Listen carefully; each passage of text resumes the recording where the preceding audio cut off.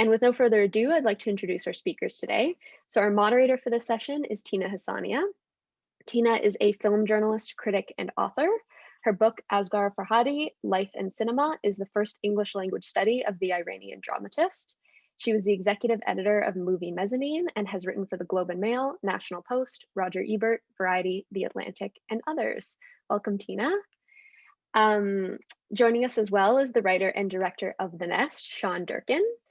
Sean Durkin is a writer, director, and producer, best known for the highly acclaimed Martha, Marcy, May, Marlene, which premiered at the 2011 Sundance Film Festival and won Best Director.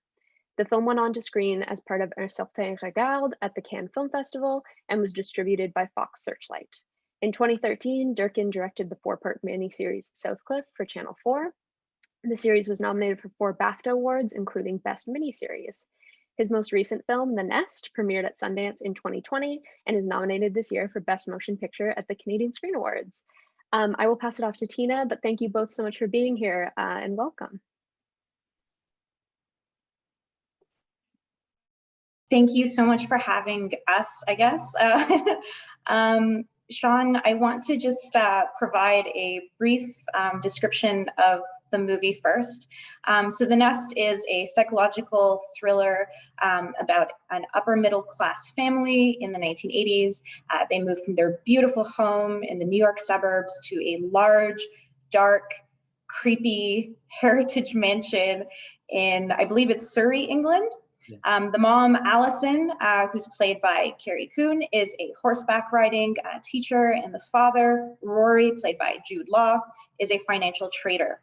So upon moving to England, the family starts to spiral into chaos, and especially as Rory's dreams of financial success start to fall apart.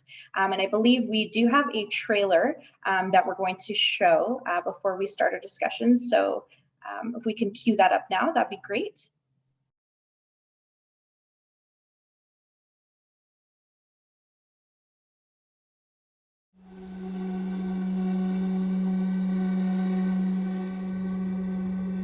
I think we need to move. All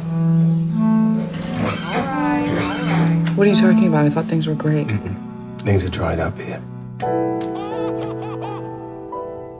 This will be our 4th move in 10 Don't years. go backwards. But money's fine, right? Yeah. Right? Yeah. This is a fresh start. How about this? Oh my God. It's perfect, Al. That's what we always wanted. Is it?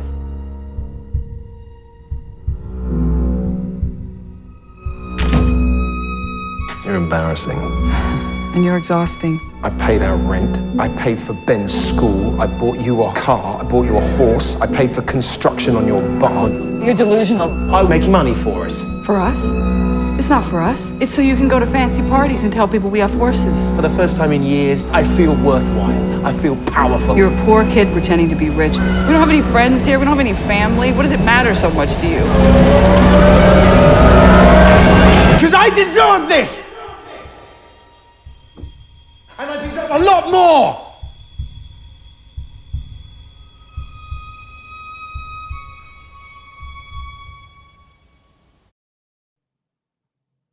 Okay, that was great. Sean, so the first question that I have for you is, let's talk a little bit about this setting. Both the house and just really about England choosing to, set it there. Can you tell me what inspired you for that particular setting, not just England, but also the 1980s? I did read somewhere that it involved some personal experience. You moved from the UK to the US when you were a child around that time, that same time period. Is that right? Yeah, that's right. So I guess it started. Yeah, I moved from England. Spent most of my childhood in England in the late 80s and early 90s. Moved to New York when I was 11, and I didn't go back to England for about 20 years. And I think I was back in England shooting Southcliffe, and I was just having these sort of like sensory memories of like what it smelled like, what it felt like, and remembering it as home. And I think started reflecting on that time and that move, and so and then that, I think that turned into thinking like, okay, well, what if I made a movie about a family that moves suddenly and what that does to the family?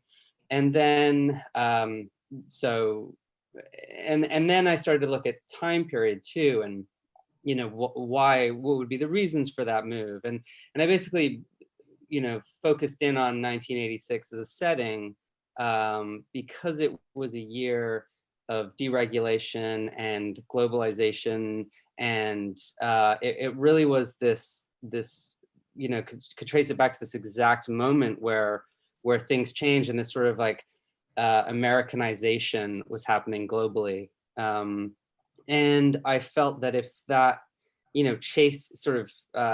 chasing the ambition and the sort of celebrated values at the time were at the core of the family's conflict at the center of the move, it felt like the right time and place. And and the American English connection was something personal to me that I wanted to explore. So it just all kind of led back to this moment of the sort of the fall of 1986, which is when I said it and why I said it there. It works really well. I think that for me, one of the, if we move just a little bit the psychological stuff aside for a moment, because that is a big point as well that I'd like to get to. But if we just talk about the socio-cultural or socio-political setting of this film, it really is to me about two people who have very different value systems. And, American capitalism is very much tied up into that. Even the trailer mentioned a line that I think really captures Rory's character, being a poor boy who wants to be rich, right? And we see that time and time again in his character. He's chasing the American dream. He achieves the American dream, but he still wants the sort of comforts of home where he grew up. And then we have that contrasted with Allison, who, is sort of like this very humble, like horseback riding, teacher, and comes from much more humble roots.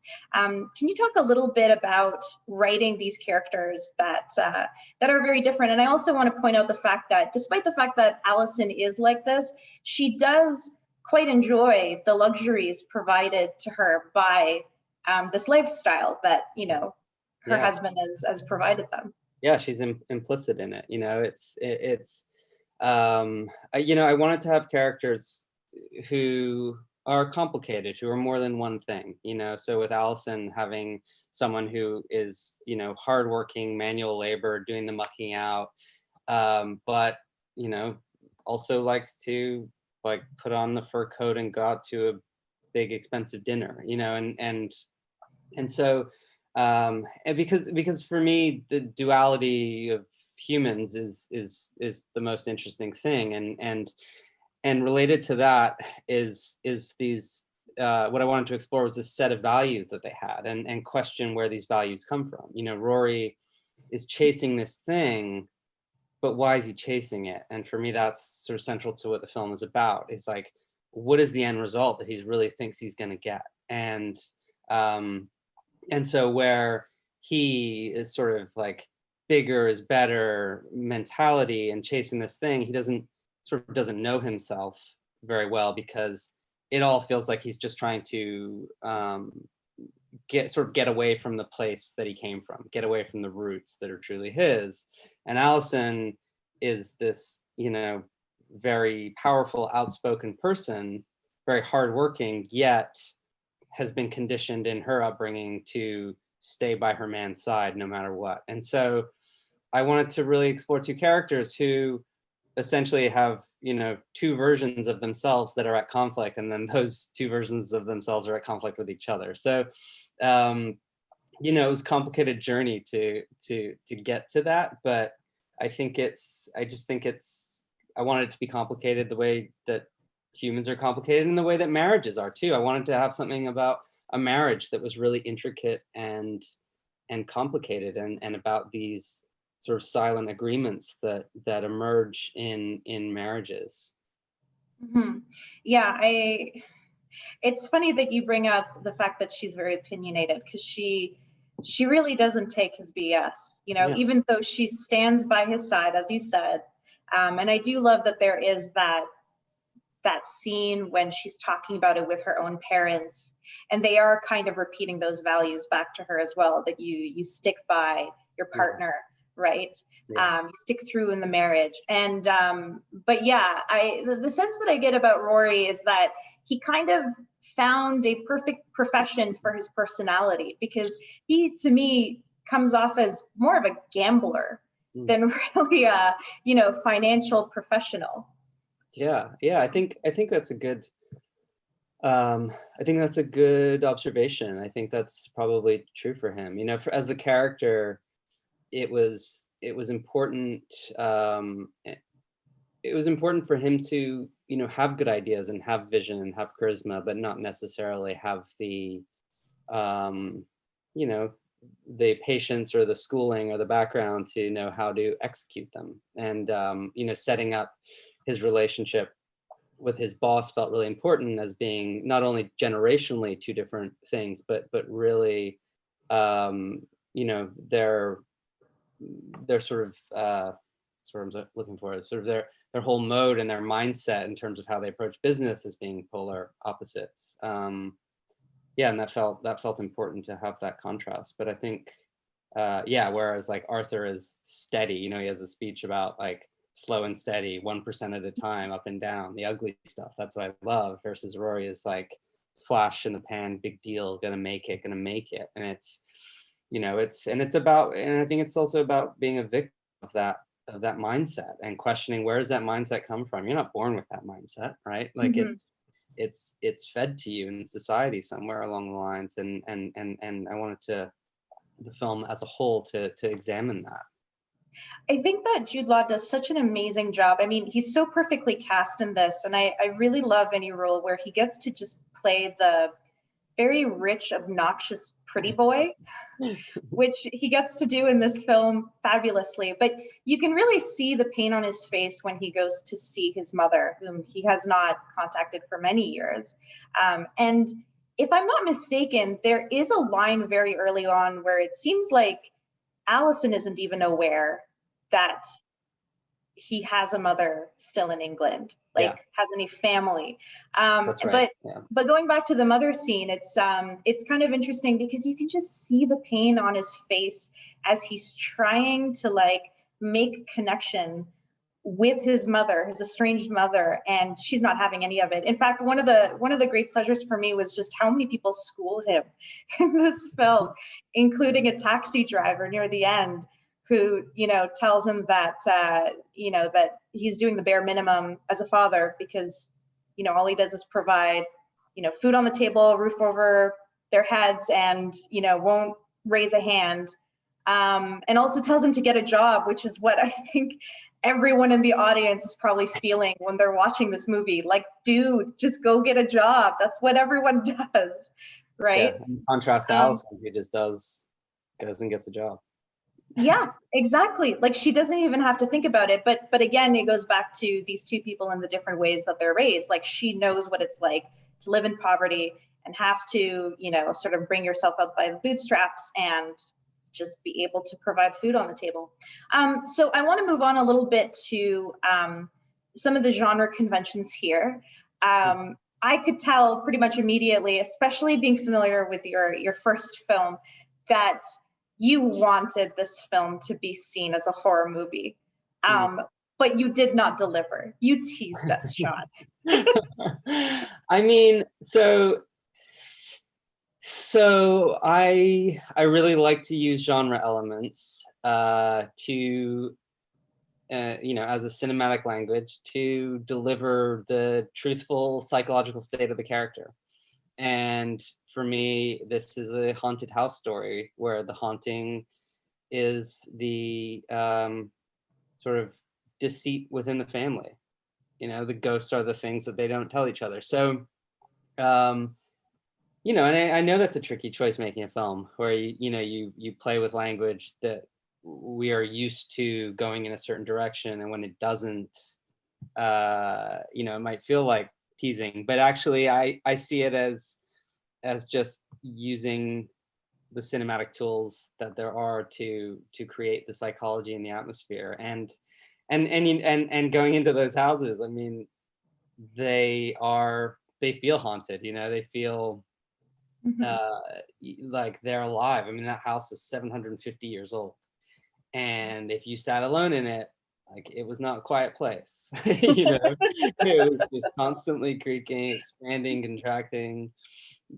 Doors would shut and then not shut, or it's its own moving thing, between the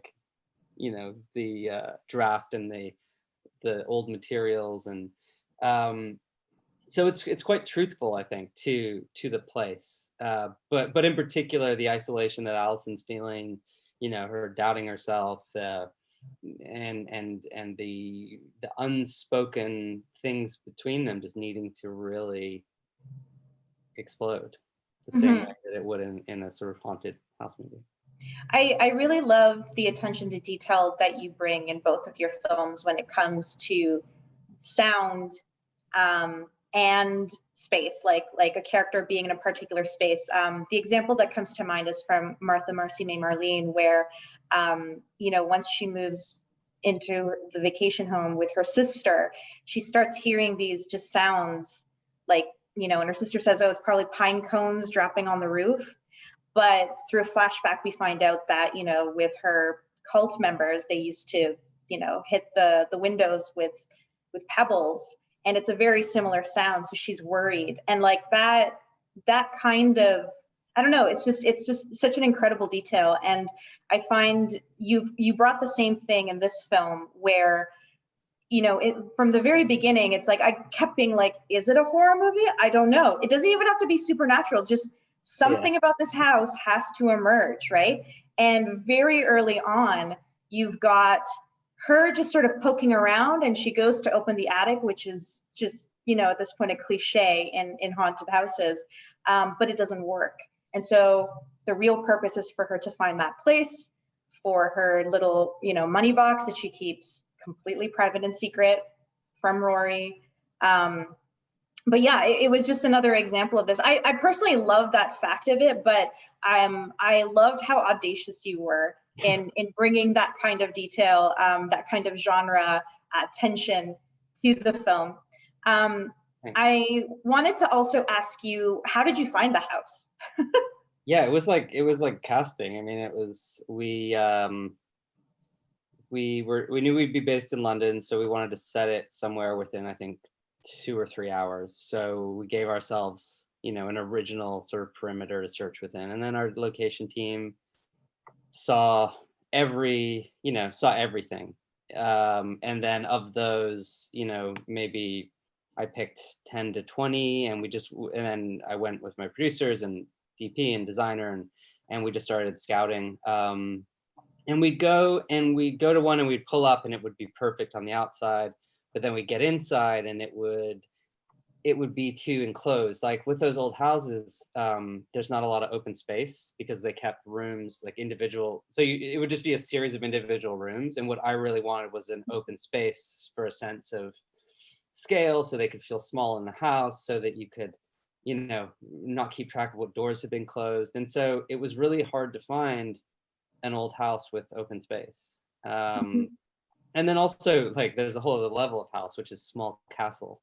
Like we saw some castle, like some houses that had moats, essentially. And it's like you can't go too far, but you also can't, like, for this sort of ambition chasing dream of this. There's a certain house that's a more typical, very nice, but more typical sort of trader commuting to London size house, and so it couldn't be that either. So it was really hard to find that perfect middle ground, but it was actually the last house we saw, and we're very relieved. On the subject of production, making casting decisions and whatnot, can you let me know a little bit about what it was like to work with Jude Law and Carrie Coon, and what went into the casting decision for both of them?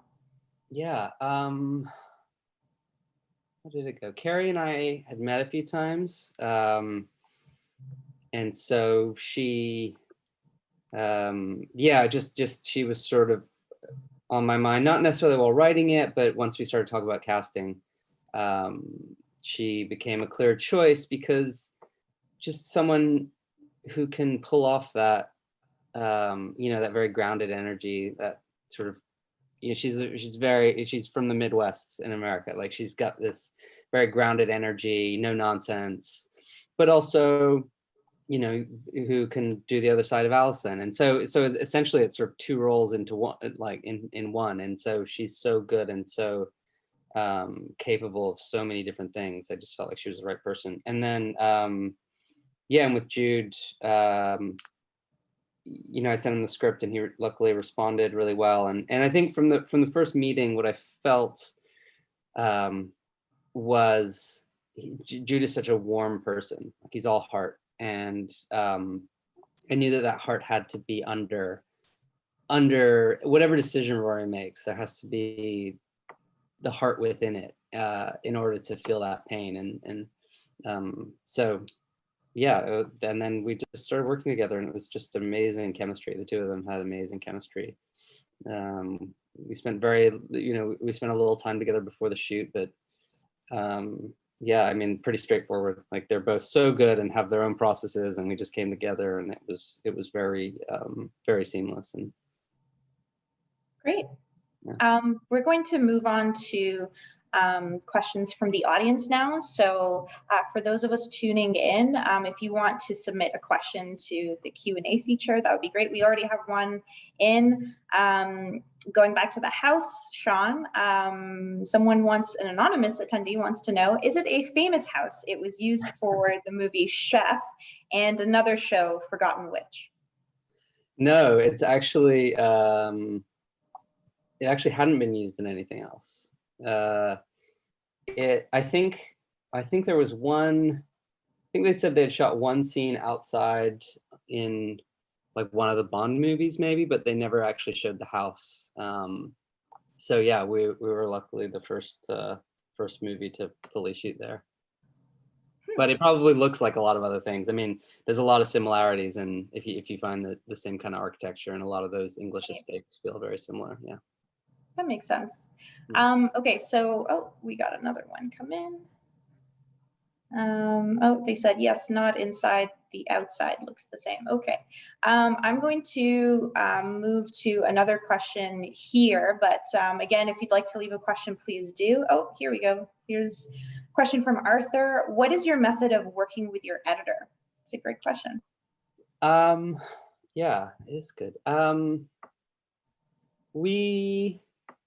My editor, Matt Hannum, and I have known each other a long time. He cut a couple of things that I produced, and this was our first time, I think, working as director and editor. So we had sort of all of those years of knowing each other and working together. So this is Matthew Hannum. Yeah, Matt Hannum. Yeah, and so it's a lot of conversation. It's a lot of talking and thinking about the movie, and just spending a lot of time together and with it and thinking about it, and lots of eating, lots of drinking coffee, and like anything, we get into it and see what works, and we share it with people along the way, small groups here and there, but quite a not a huge amount of feedback, and just find it together. And I don't really know how to describe it beyond that. Okay, so another question came in that I actually thought of myself. So this is an excellent question. It's been a while between your two films. Was there anything you learned in between that influenced your approach to directing The Nest? I think a lot of what I experienced in between was movies getting close to going and not going. And so it was more just about like patience, I think, just you know, I had a few things just not come together, and so I don't know. I mean, it's sort of like once you're back on set, it's like no time has gone by. So, you know, I think there's always like a mix of, you know, you want enough time to plan, but not too much time. So that's always a tricky balance, because you just want to do it and you want to be there. And I very much believe in, you know, being in the moment and capturing the moment that you see on set. But I think the things I learned between were not to do so much with shooting and being on set, but much more to do with sort of the industry and the nature of financing.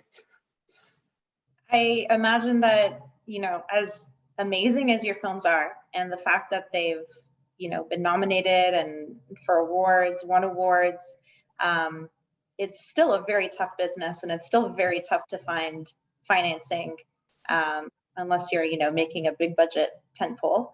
Yeah. Yeah, so we have another question here. Can you talk a little bit about keeping the interaction with Jude's character's mom, and why it was so brief? Can you share more about what you were trying to express about his character's lack of meaningful or truthful connections? Well,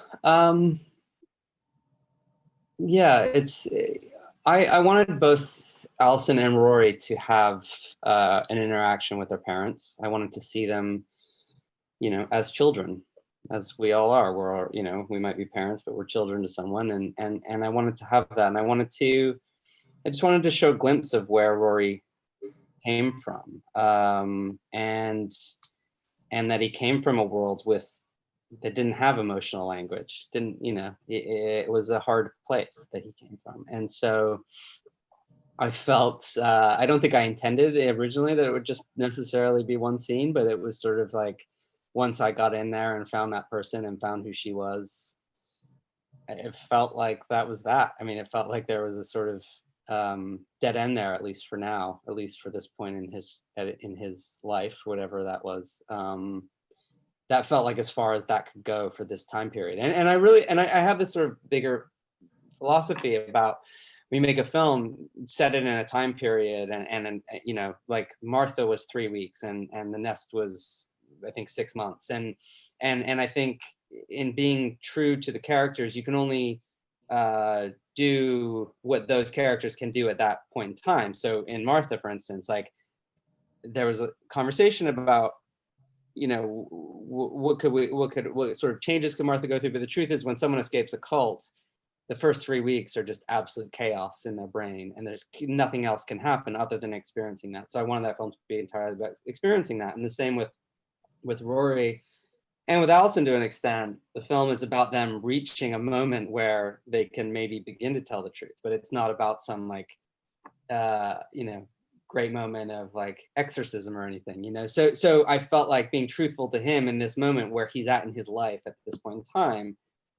that those were probably the limitations of that conversation. Mm-hmm. And that Yeah, wouldn't have been truthful. Yeah. I was going to say, I think in both films there's like the elephant in the room that's not acknowledged. In your first film, it's really, she has CPTSD, like she is going through these traumatic flashbacks, but it's not something that is ever really brought up by any of the characters until it needs to be brought up. And in this, I feel it's a bit more complex, but it really is about these clashing values and wants and desires from the two main partners, and then the effect that it has on the marriage and the family, right? Exactly. So yeah. Yeah, it's exactly right. Like it's being truthful to the fact that they're in a moment in time, and they haven't analyzed it yet. They haven't come out of it. They haven't learned how to speak about it. They haven't been through therapy, you know, like so they can't, like Martha can't say I have, you know, or no one can say I have PTSD. Like they don't know that. Yeah, they're just surviving. Yeah, exactly. Okay, we have another question here. Another question from Arthur, who really loved The Nest, and he wants to know, was there anything that changed significantly from the script to the final edit? Big scenes cut out or structural changes? Yeah, there was some stuff. the kids had more screen time in the script. Sam We haven't even talked about the kids, actually. Yeah. Maybe this is a Well, good foray into that. Yeah. So Sam and Ben had not loads more, but they had a bit more. You went to school, inside school with both of them. You had a bit more interaction between them, and we shot stuff, and it was great. I mean, they are so amazing. I mean, like Una Roach is so incredible. This was her first film, and Charlie Shotwell is like, he is so experienced. He's such a good actor. You know, so it was, they just gave so much, and in the and it's funny because although there were pages written, I always felt the film was primarily about the couple and about the marriage. And then once edited, the more scenes about the kids were not, I don't know, didn't balance the same way as they did on the page. I felt like they started to have sort of more weight, I think, and therefore threw off the weight of the film. So one of the big things we went through was getting that balance right. And making it, you mean like more about the family? No, having less kids and making it primarily about the marriage, where the kids were still there and present, and you still got a sense of them, but without going into storylines about what Ben's days at school are like. Because what we found was like, you can imagine what Ben's day at school is like when he gets in the car. You know, like he did so much with just his silence, and it felt like enough, you know. Totally. Yeah. I think what makes this family so interesting for me is not just the differences between Rory and Allison, but even the difference in personalities between Ben and Sam. Yeah. You know, Ben being this very introverted, shy kid who says sorry when he really shouldn't say sorry. I know someone like that, where it's like, no, you don't need to apologize for like stating your needs. Do you know what I mean? I'm referring to the scene where he tells his mom to stop calling him, is it Babe? I'm trying to remember the two. Yeah, Babe. Right. Yeah. So, like that alone just speaks so much about his character. And I think we see more from Sam, though, in terms of what a great shift moving overseas, you know, does to her and her psyche. And being the older one, she is more familiar with the marriage breaking down and the potential, you know, of her mom and dad, like possibly breaking up, and what it might mean. And I think that comes out very well in the party scene. So yeah, it's, you know, she sort of, I think, takes more after her mom because she is also very outspoken. Yeah. Yeah, definitely. I mean, she's, and she's more aware too, you know, she's sort of more aware than Allison is, and definitely like has Allison's spirit without, you know, without some of the generational stuff that Allison had, you know, so it's, yeah, that you know, mother, daughter, and parent, child sort of similarities and differences is really fascinating to me. We have a question. Why did Sam call Rory by his first name? Oh, it's subtle, but it's in there. He is not her biological father. He's her stepfather. That's right. Yeah. So there's a scene where he's describing how when he met her, you know, it was just her and her daughter living in a crappy apartment, blah, blah, blah. Yeah. Exactly.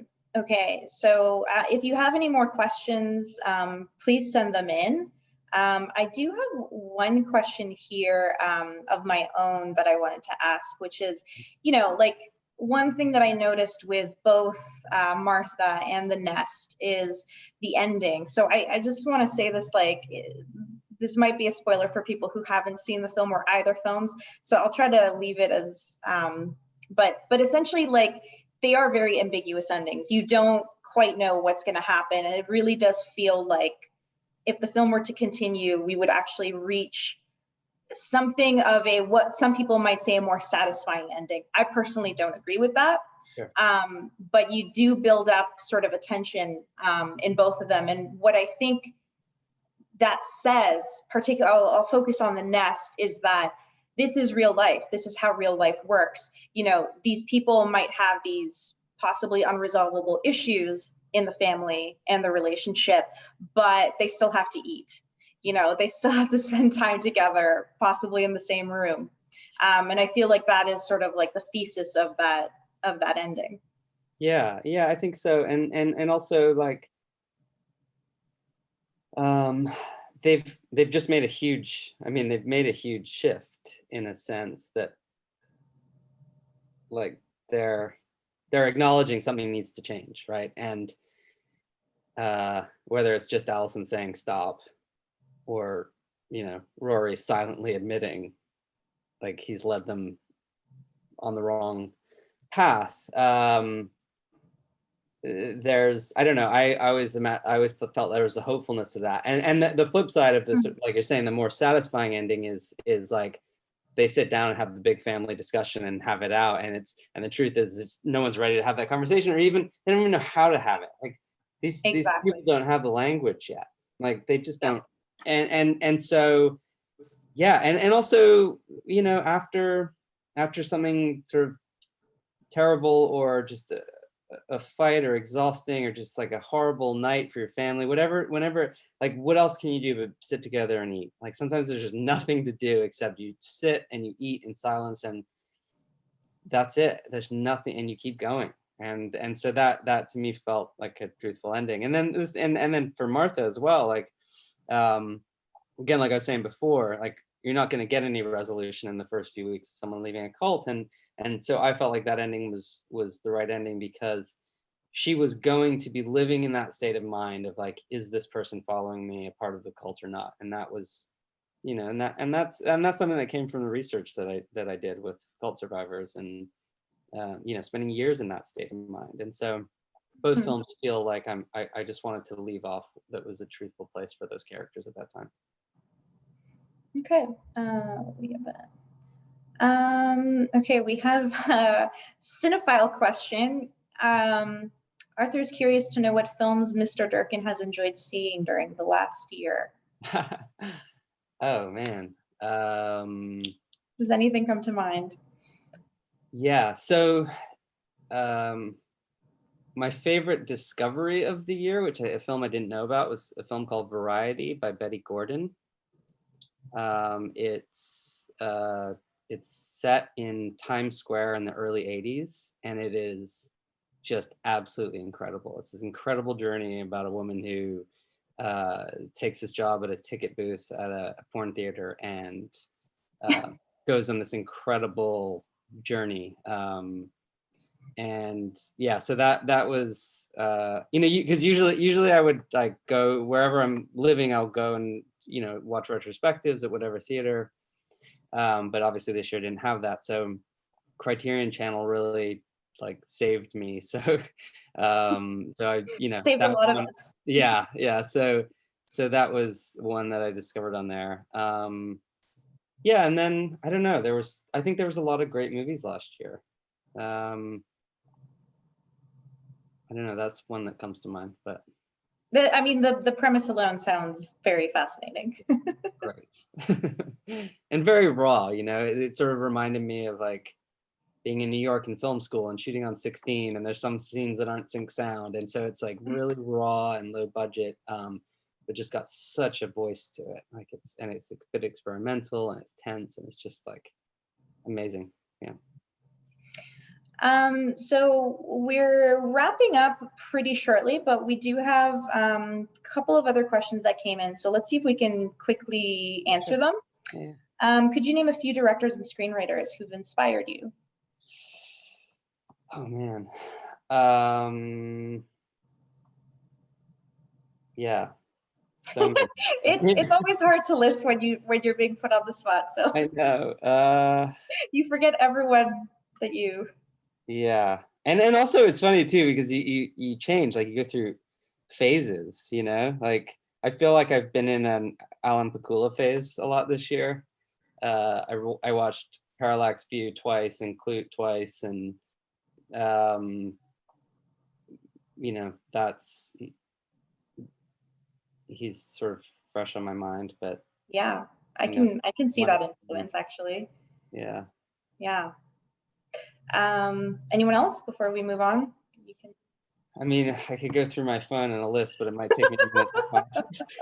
You've got a letterboxed list just ready, but yeah. I keep a permanent list of everything I watch because I like to. Wait, are you on Letterboxd? Is this I'm what not. you're I'm not. I just keep it on my phone. I'm not on any sort of social media, so. All right, fair enough. Has the pandemic impacted any projects that you're currently working on? Yeah, definitely.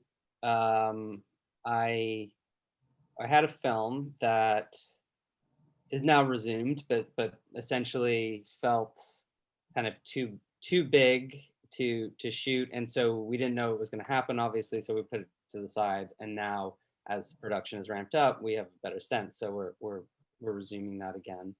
And then TV projects, like I think one of the things that's happened is TV, like pitching TV projects right now, things are quite backed up, it seems, and so it's a little harder to pitch stuff. So there's been some things in development that, again, I think sort of putting off a little bit till there seems to be a bit more room. So yeah. Do you?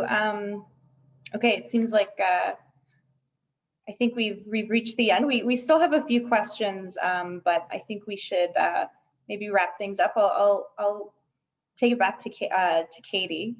Okay. Thanks so much, Tina. Yeah, thank you so much for this. This was a great chat, Sean. Yeah, really nice to speak to you.